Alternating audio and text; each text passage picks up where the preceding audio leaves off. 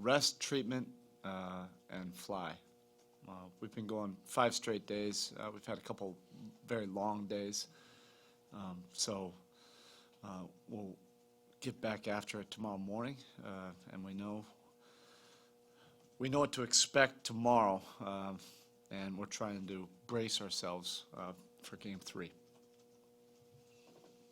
Obviously, the rebounding total this year, 30th in the league, was misleading because you all shoot at such a high percentage, there aren't going to be that many boards. But the fact you've rebounded them by double figures in both games, is this what you expected, that your team would rebound better in postseason? Well, we want to finish our defense, and there's obviously some very important things to our defense, playing to our identity, being disruptive.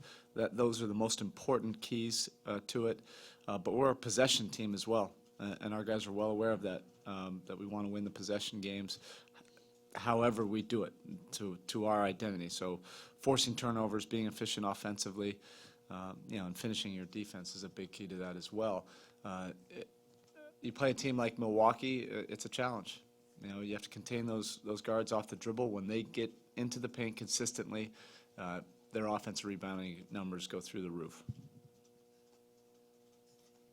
Erik, you play a Game 3 when you're up 2-0 on a team, but is it a time where that team can really play desperate, can just play and can throw everything at you, or is that what you expect a team to do when you're in the position they're in, to kind of play desperate and throw everything at you, and you've got to be prepared for anything, and especially with the way the two high-scoring guards. Yeah, absolutely. We know what the playoffs are and what to expect. We haven't done anything yet. We did what we're supposed to do. We held home court. Playoffs don't start until either team wins on the other court, and this will be a desperate, competitive response from them, trying to defend their home court, and we have to find a way to steal one and go in there and take control of the series. There's nothing wrong with us coming in there with an incredible amount of desperation as well. And our guys have experience to know what we'll be facing, and it'll be a tough environment, and that's why we're bracing ourselves for this competition tomorrow night. Heading in, did you figure that J.J. Redick would have a bigger role in this series? Not sure. Be very deep at those positions, and all those guys bring something to the table. The two guards with Ellis and Jennings break the defense down, get into the paint. Dunleavy and Redick provide the spacing, and they're great on the move. Dunleavy had an impact last night. They can change game to game, and that's probably where they're the strongest, is their perimeter players. Erik, the job that Norris was able to do, especially in that fourth quarter, I saw Mario was like smoking a little bit. Was there something off, or you just went with? Just went with Norris. Our guys are very mature about that. That each game is different, and sometimes during the course of the game it's different. I had every intention of putting Mario back in there and going with our normal rotation. The minutes and the spark that Norris gave us with the second unit obviously impacted the game, and then when we put LeBron, Dwayne back in there, they just continue to play well, so I let them stay with it. But that could change next game, and they know what we're trying to achieve every game is 45 to 48 minutes of rock-solid point guard play. There's no time for egos in the playoffs, and there's never been a time for egos with this team. No, but it's not like guys are absolutely thrilled when they're not in the game, and that's what you want. You want guys that are competitive, that want to be in the game, that aren't happy about it if they're not in the game, but that are mature enough and professional enough and all in with us. That's the most important thing, to the sacrifice, to be able to say, okay, I'm in it for the big picture, and ultimately to be a part of something hopefully special. But during the course of it, yeah, guys get competitive. That's the human condition. I don't have a problem with guys being frustrated, not being in there, because I know our guys ultimately, they want to be part of the big picture, and they've already proven their sacrifice. But we have all of our guys Oh, I look down the bench, about to put somebody in, they're all like this, ready to pull off their warm-ups. And that's what you want. You don't want guys hiding away from these lights. I know Chalmers has said at times, he said something about, Coach, can you put me back in? Was last night one of those nights, or was it? Always. Even last night? No, he'll just give me the look. When I look down there, you have a row of all the players there, and he'll do this. Make sure that he's the first one that I see. But it's all in good nature, and he's competitive, and that's what you love about Rio. And you also love that he's in it. Hey, if he's rooting for Norse.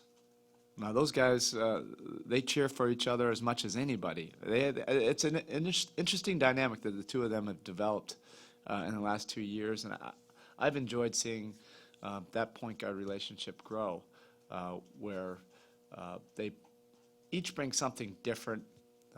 They're both very competitive, ultra competitive against each other in practice, and yet you get to the competition of the game. It really is a brotherhood. They're cheering for each other, and that's nice to see. I know you said last night that Shane could have returned his usual complement of minutes tomorrow. You would expect even with Yeah. I know it's just I didn't know if the day after if there was some. No, he feels fine. He felt fine last night. He could have gone in, and again, you see a fall like that. I was concerned for both he and Sanders, and thankfully, hopefully, both of them are healthy enough to play their full minutes tomorrow. Eric, I'm sorry to ask you to have to look back, because I know at this point you'd rather not, but there was such a dramatic difference in how you guys played on the road the first 20 games to the last 20. What stands out to you about what changed? Yeah, again, I mean, it's so irrelevant right now. Really, I mean, I know you have to write an article that couldn't be the furthest from my mind right now. It's just our focus on Game 3. You can see it with the difference between the beginning of the season now. It's more consistent minutes defensively. We were doing it in the first 20 games. It wasn't the championship hangover that everybody was painting the picture to be.